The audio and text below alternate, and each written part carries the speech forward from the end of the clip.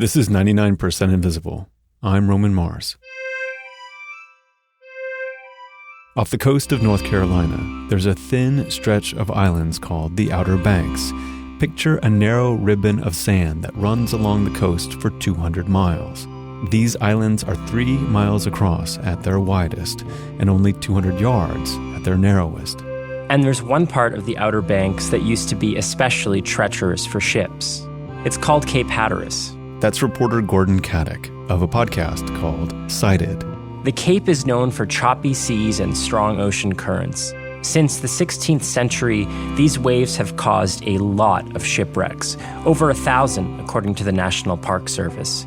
The area has become known as the graveyard of the Atlantic. So many sailors were dying that in the late 1700s, Congress authorized the construction of a giant lighthouse. It would illuminate the dangerous passage and make the Outer Banks less deadly. The lighthouse went up in a small town called Buxton, North Carolina, right near Cape Hatteras. And the people of Buxton, they love this lighthouse. Generations of families there have helped maintain it. You know, it's what your grandfather did. It's what your great-grandfather did.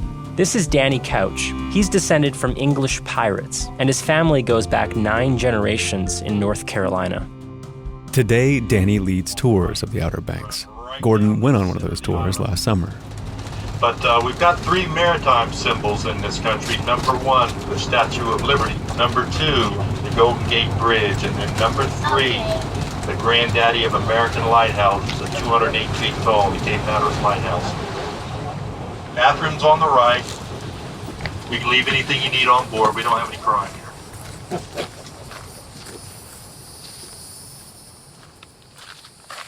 It is pretty majestic. It's got a red base and a really tall black and white spirally paint job, sort of like a black and white candy cane. I see some people on top. It's a little observation deck. There's a crowd of people waiting outside. A park ranger is standing near the entrance. That's because this is all a national park. This is the tallest brick lighthouse in North America that you all are about to climb today. So hope everybody's ready to climb. It is a strenuous climb today. It's hard to overstate just how important this lighthouse is to the people of Buxton. There are 3 lighthouse gift shops in town. Practically every business here has a lighthouse in its logo or its name, like the Lighthouse View Motel or the Lighthouse Sports Bar and Grill. Even the churches, like the Lighthouse Christian Assembly. But back in the 70s, it looked like Buxton might lose their beloved lighthouse. The sea was getting closer and closer, threatening to swallow it up, and people were torn over what to do: move the lighthouse or leave it in place and try to defend it against the forces of nature. For the next 30 years, the people of Buxton fought an intense political battle over this decision.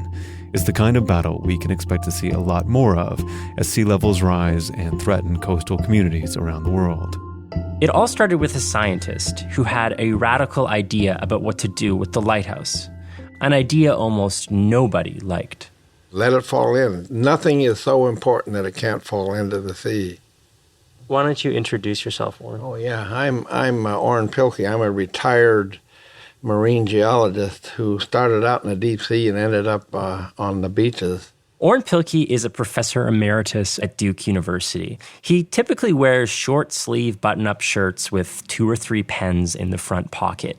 And he studies beaches. But there aren't any beaches at Duke because Duke is right in the middle of the state. So in the 1980s, Orrin would pack his students into a bus and head east, all the way to the Cape Hatteras Lighthouse. It's usually a pretty exciting place. The average wave height at Cape Hatteras is higher than anywhere else on the East Coast, except possibly northern Maine. Orrin would tell his students that the waves at Cape Hatteras don't just calmly roll onto shore. They slam into it and spray up into the air. While his students stared out into the water, Orrin explained, "These waves are washing away the beach we're standing on, and soon they'll reach the lighthouse." The shoreline of the Outer Banks, the entire shoreline of the Outer Banks is eroding, and partly this is simply a matter of the waves pecking away at the continent. 90% of the world's beaches are eroding, some very, very slightly and some very quickly. The beach in front of the lighthouse can erode fast. The rates vary wildly from decade to decade. Sometimes the coast loses 50 feet a year. Other times the beach actually gains sand. It's an erratic, natural process. But Orrin says climate change is also part of the story. It's speeding up the erosion process. For decades, a bunch of different government agencies have been fighting back against the sea. They tried barriers to slow the waves. They put down a wall of sandbags. They even tried this thing called beach nourishment. That's just a fancy way of saying pumping a ton of sand onto the shore. And they had some other inventive ideas too. They put in what they call seascape.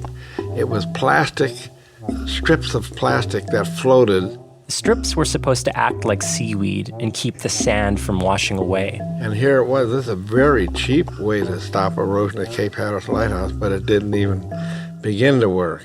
In fact, none of this stuff worked. After decades of fighting back against the waves, the ocean was getting dangerously close to the lighthouse, less than half a football field away.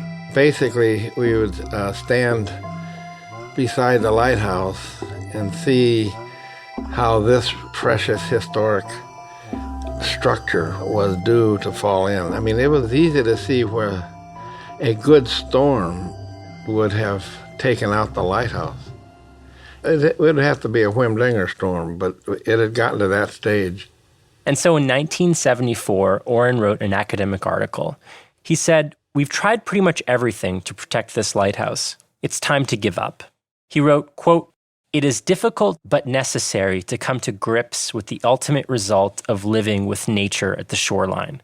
And then he started telling the people of Buxton to let the lighthouse go. Which made them really mad. The whole idea of letting things fall in was absolutely outrageous. Of course we're going to defend us. As one Corps of Engineers colonel said, we're not just going to hold up our hands and slink away. Most North Carolinians did not want to see the lighthouse fall into the sea. In 1981, a photographer and conservationist named Hugh Morton started a group called Save the Lighthouse. School children across the state raised money to support the group, and they recruited prominent North Carolinians, like university presidents, business leaders, and politicians. Danny, the tour guide from the beginning of the story, he became the local representative for Save the Lighthouse. In terms of uniting political philosophies and, contradictory elements of society, developers and environmentalists, everybody can rally around the Cape Hatteras Lighthouse. And that was essentially the essence of what was going on. Nothing else mattered. It was to do right by that lighthouse and our heritage in this country. Eventually, Danny settles on one big idea: build a solid concrete wall all the way around the lighthouse. I think you can pick and choose your fights with Mother Nature. You're not going to win all of them. You got to pick a fight that you can win. Ah, yes. It was a very common attitude in those days, but my idea was to live with nature at the shoreline. Orrin thought the seawall would be extremely expensive and ultimately counterproductive. Well, seawalls, this is one of the more controversial things that I was saying, others too, that seawalls destroy beaches. Orrin had maps and diagrams of the East Coast, and they showed that seawalls made erosion happen even faster. He argued that that's exactly what would happen at the lighthouse. A wall would make the beach smaller and smaller. So now you're a beach community without a beach. With this seawall plan, the lighthouse would eventually become a walled island out in the water. Not ideal, but even if you were fine with that, the wall probably wouldn't hold. Orrin said it's hard to imagine building a seawall strong enough for the waves at Cape Hatteras. They have lots of big storms at the Cape. Unless the seawall is going to be half the size of the lighthouse, the storm surge would top over the seawall and top of the lighthouse. Then one day, Orrin met an engineer named Dave Fischetti. Dave said, "Look, people don't want the lighthouse to fall in. We don't want a seawall, but there's a compromise. That thing can be moved. It's around 200 feet tall, about 1.25 million bricks, and 4,800 tons. But believe it or not, engineers have moved bigger buildings." This presented a pretty good opportunity for Orrin. He could use the lighthouse to test something that planners call managed retreat. The idea is that as sea levels rise, we won't be able to defend every coast with a giant wall. Instead, we're going to have to make plans to abandon certain areas and move some things out of the way. Orrin thought If Buxton could be convinced to move this big lighthouse, it might show that managed retreat is doable. So he and Dave Fischetti, along with one of Orrin's students, Dave Bush, formed their own group. They called themselves the Move the Lighthouse Committee. We met together a lot, and we produced a blizzard of papers documenting things about erosion and things about moving buildings, and mainly aimed at the media. So why did you care so much to spend so much of your time? Yeah, well, it became a challenge, of course. It became and I guess I got emotionally involved also. I wasn't going to let that lighthouse fall in spite of that first article of mine. So now you got these two groups. They both want to preserve the lighthouse, but they're debating how. Ultimately, it's up to Congress and the National Park Service, because this is federal property. So the two groups are trying to convince the feds that they have the better plan. The town of Buxton flatly rejected Orrin's move idea. A local magazine did a poll. Over 90% of residents wanted to keep the lighthouse in place. Many were offended by the very idea of retreat. Hugh Morton said retreating from the shoreline would be, quote, ceding man's historic battle against nature, and it would make Buxton the laughingstock of the coast. Danny's group, that's Save the Lighthouse, they felt confident they could win this fight, and they didn't like these outsiders telling them otherwise. It was a situation of, again, where the local people kind of claim ownership of that. And how dare somebody with some out-of-state plates come in here and want to tell these poor dwellers on these shifting, lonely sands what to do with their lighthouse. I mean, we're not afraid to pick a fight. We're very independent people. Danny told me a story to explain the tension between Orrin's group and the locals. He said there was a Duke grad student who would drive down to give talks in Buxton. Danny remembered meeting him one day. And he proceeded to waltz into a gas station that I was running at the time, filling station, automotive repair shop. And we're changing out semi-tires for tractor trailers and stuff. And he starts wagging his finger in my face. Don't you know that this lighthouse, we're going to lose this lighthouse, and y'all are obstructionists. You are not y'all. He wasn't a y'all. He said, you are holding this up. You're holding this project up. And I'm standing there with like a tire iron in my hand.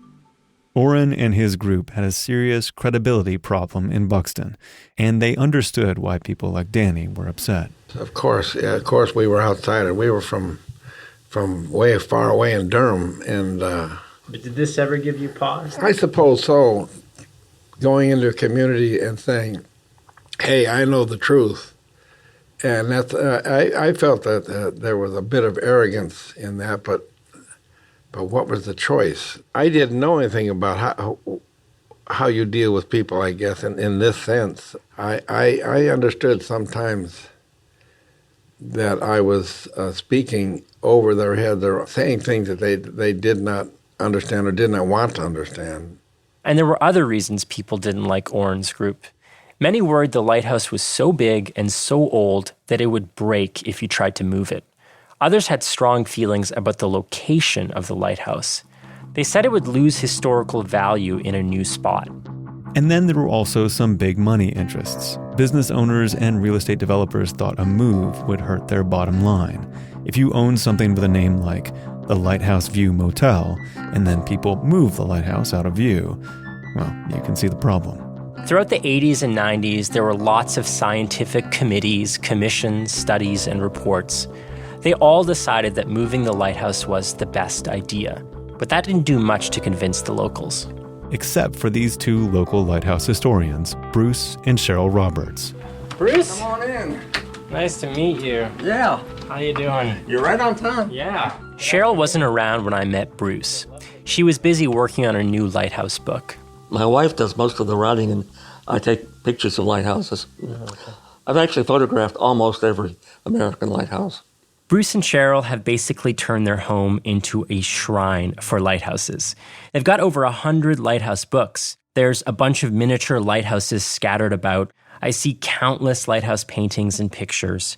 And in their study, there's a giant 3-panel room divider. It looks like one of those Japanese screens. Only it's got the Cape Hatteras lighthouse painted on it. There is something about a lighthouse, I think, that is special. And particularly Hatteras. It's the best known one.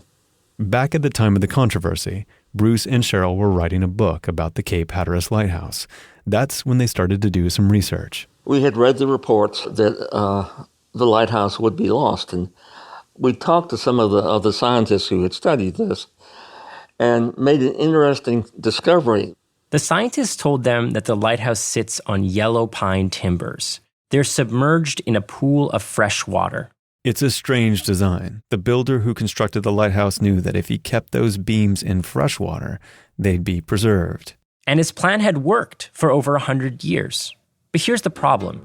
The ocean was coming closer and closer to the lighthouse, and the ocean is filled with microorganisms that could degrade the wood. If the salt water seeped into the foundation, the beams would rot.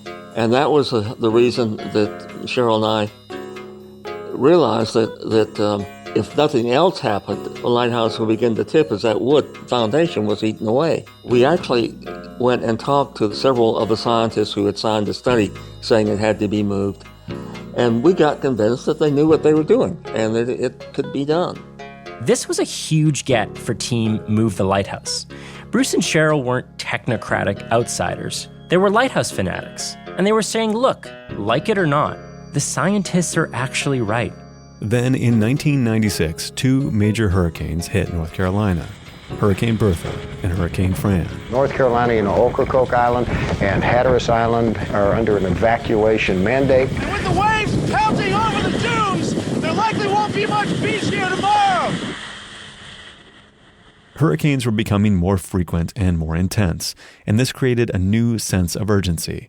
So in 1997, Congress started planning a potential move. 17 years after Save the Lighthouse formed, and after almost 2 decades of debate, a public meeting was held to discuss the move. It was organized by a U.S. senator from North Carolina, as well as a state senator from the region. It was April 1998. About 400 people filed into an aquarium, the largest building in the Outer Banks. Children were bussed in from every school. There were 11 news crews there reporting on the event. The people of Buxton knew the fate of the lighthouse might be decided here, today. They had their move it or lose it signs, and then the others were like, save, not move. This guy came up to me, grabbed me by the arm, and said, here's your sticker. And I looked at it and it said, move it or lose it. I don't want that damn sticker. Politicians and their aides watched as people got up to testify for each side. Every time somebody said something that was beneficial to their side, they would erupt in cheers like you were at the Roman Colosseum with a bunch of gladiators. And Bruce, who was there along with Danny, thought the crowd was clearly against the lighthouse move. I think I felt that we were going to lose.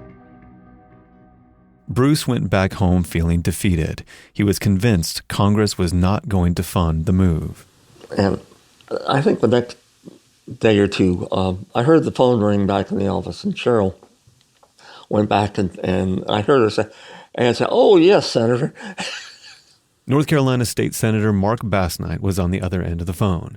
He said, before the meeting, I supported moving the lighthouse, but then I saw just how unpopular that was, and now I don't think I can do it. And I said, wait a minute. Here's Cheryl. Do you know about that timber that's the foundation and the danger of its collapsing? He said, no. I said, well then, Mark, you should not be making a decision in this matter. You need to listen more to the facts. Cheryl told the senator about the pine boards and the salt water. She told him, if we don't move it, the lighthouse might just fall over. And he's listened to her for hour and a half. And she won him over. His eyes had to be open. He had to know the facts, the scientific facts. This was the critical moment. Cheryl got the senator back on board, and he urged Congress to act fast. A few months later, Congress funded the move. In a last-ditch effort, the local county sued, but they lost. It was a stinging reminder that even though it may have felt like Buxton's lighthouse, it wasn't. It belonged to the federal government. It's an exciting morning here. We're live at Cape Hatteras, and we're going to have all sorts of folks to talk to. The move began on June 17th, 1999. Over 200 journalists swarmed Buxton because nothing like this had ever happened before. No one had picked up a 4,800-ton lighthouse and moved it over half a mile. People called it the move of the millennium. Make sure they know we're rolling the tape from the truck. You're hearing tape from a documentary made by a local TV station. Already there have been 1,800 visitors to the park this morning. That's about double what they usually see coming here this time of year. The Park Service put an orange fence near the base of the lighthouse, and tourists lined up along it. Locals sold them t-shirts and hot dogs as everyone waited anxiously. Brian, what do you think about the lighthouse? What do you think about it? It's so big. It sure is big. How are they going to move that? Can they pick it up?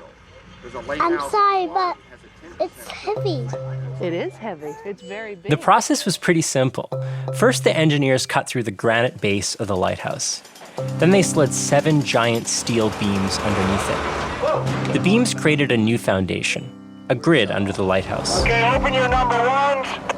Pressure at 44. Then they rolled wheels under the steel grid, and using hydraulics, they lifted the whole thing up onto a track leading to the lighthouse's new home. Keep a close watch now. Up we go.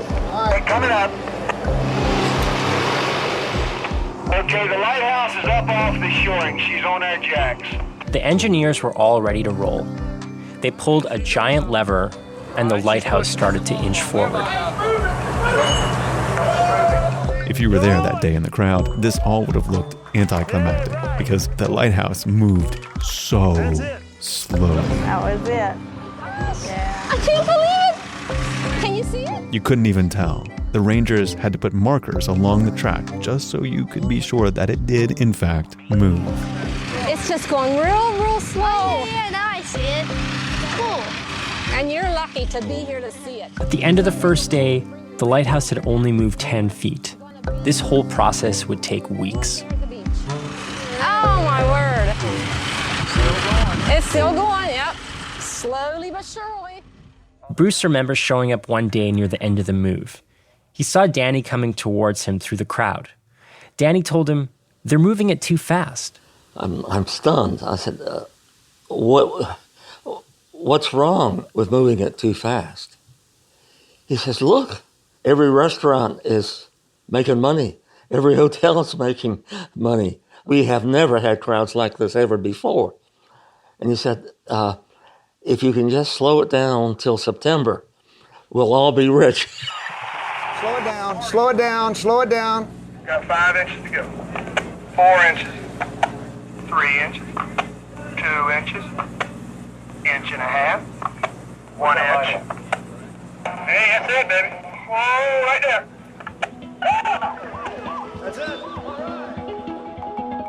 As the lighthouse inched to its new home, it was again 1,600 feet from shore, the exact same distance it was in 1870, before the sea washed the beach away. Before the move, the people of Buxton felt something terrible and undemocratic was happening to them. These out-of-towners were destroying the heart and soul of their island. The community fought hard, and they lost. But in a strange way, things actually worked out for them. I look back at this, after this is all said and done, was moving that lighthouse the right thing to do? Yes, it was. Danny got a ton of business from the tourists. His repair shop and gas station had never done so well. So he's had a complete change of heart, and he's not alone. In fact, most people think that the move was the best thing that ever happened to Buxton. Something as monumental as moving America's lighthouse put us on a national radar, on an international radar, and people started thinking about the Outer Banks. It was a raging success. Danny doesn't look back now and see the move as a cowardly retreat. He sees it as a testament to human ingenuity.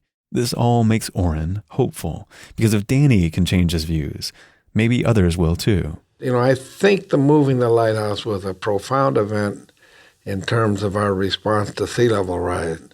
I think the Cape Hatteras Lighthouse is kind of a good example of what we're going to be doing a lot in the future. If you can move a 3,000 or whatever it is ton lighthouse, you can move a lot of cottages. But it's not just lighthouses and beach cottages. There are thousands of miles of vulnerable U.S. coastline. the Battle of Buxton is just a preview of the tough choices we'll have to make. We have 3,000 miles of barrier island shoreline, so whatever happens here is also happening in Galveston and also is happening in Myrtle Beach and Jekyll Island, Georgia. And they're all going to be asking for money from the feds. We need money, we need money, we need to nourish the beach, or we need help building a seawall, but it ain't going to be there. That's why retreat is important. By the year 2100, at least 500 U.S. communities will be at risk from sea level rise, including major cities like Miami and New Orleans. That's according to the Union of Concerned Scientists.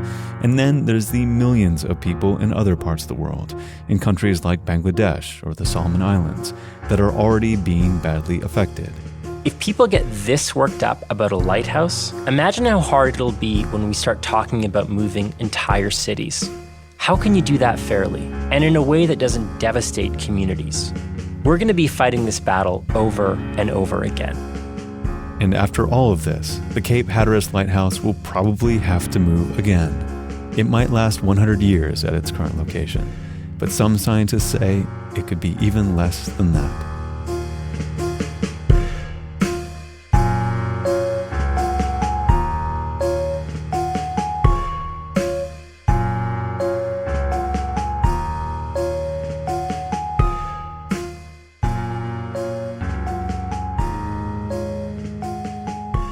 We have another high-stakes story of a building being moved, but this time, all the people were in it when it happened. Right after this.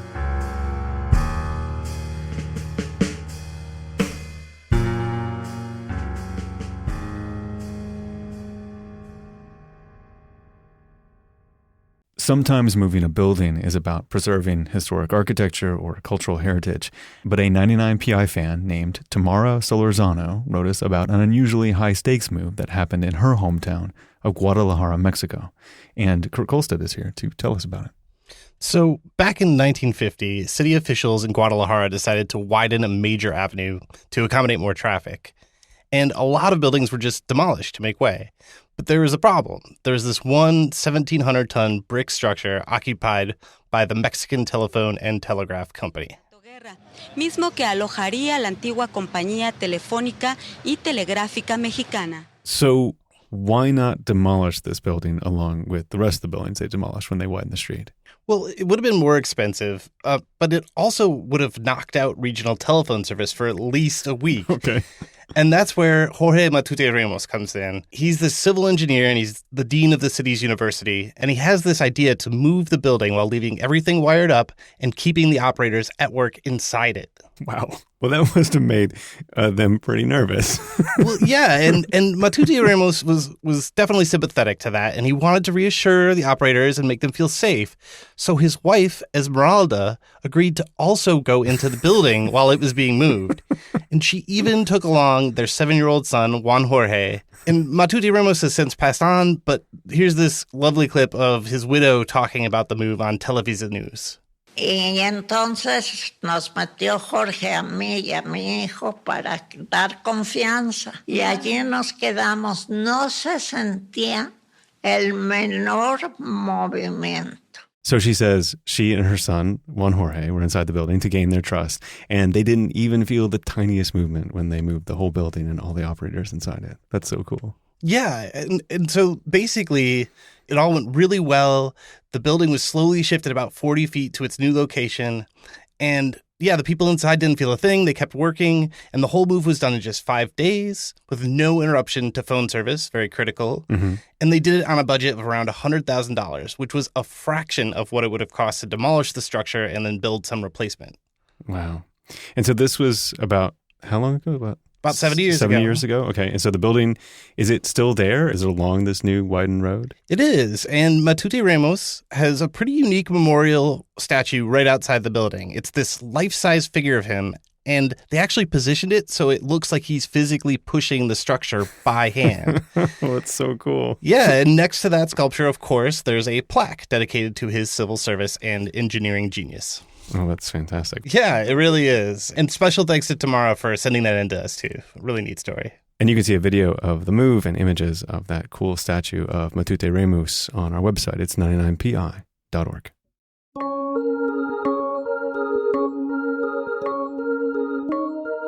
99% Invisible was produced this week by Gordon Caddick and Sam Fenn of Cited Podcast. That's CITED, like an academic citation. They do stories about research and higher education. You can find their work at citedpodcast.com. Special thanks to Mike Boer, Phil Evans, and Stavros Avramidis. Thanks also to WRAL-TV for letting us use their documentary, The Cape Light, Away from the Edge. You can find a link to the full program on our website. From our staff, this piece was produced and edited by Delaney Hall, mix and tech production by Sharif Youssef, music by Sean Rial. Katie Mingle is our senior producer, Kurt Kolstead is the digital director. The rest of the staff includes Avery Trufelman, Emmett Fitzgerald, Taryn Mazza, and me, Roman Mars. We are a project of 91.7 KALW in San Francisco and produced on Radio Row in beautiful downtown Oakland, California.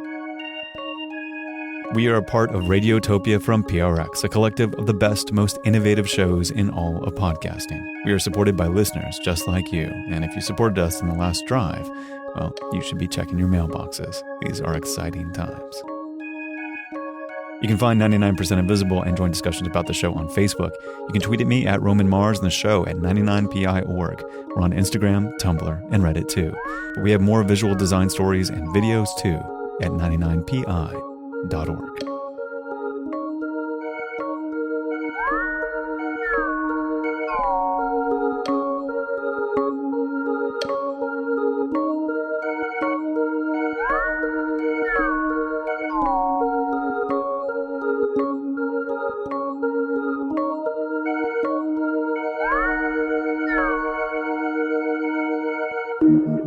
Radiotopia.